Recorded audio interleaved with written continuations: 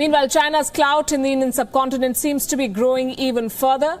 Nepal's newly elected Prime Minister, Mr. KP Oli, has said that he wants to deepen ties with China to explore more options and get more leverage in his dealings with India.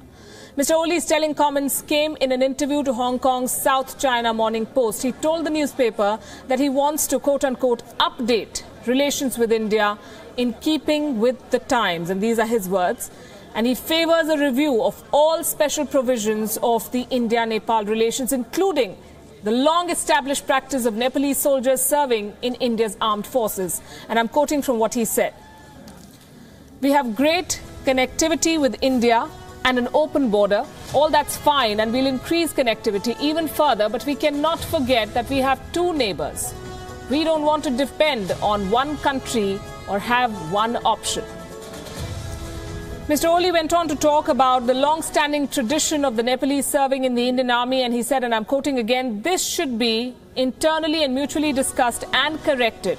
If necessary, we live in a new world and Nepal is starting a new journey. We have to update whatever is considered outdated and bring it in line with the modern era.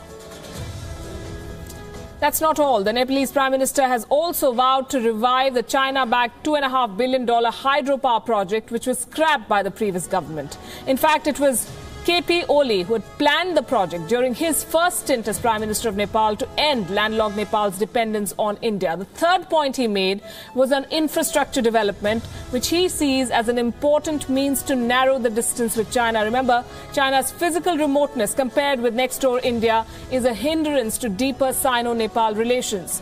Mr. Oli also spoke about improving rail and road network between Nepal and China through Tibet. Specifically, he spoke about 3 roads that are under construction connecting Nepal and China, which should be ready in a couple of years. He said, and I'm quoting again, if we can connect this railway network to our East-West Rail project, it can revolutionize China-India trade with Nepal in the middle. China has been investing heavily in Nepal, remember, blunting India's influence in the Himalayan country.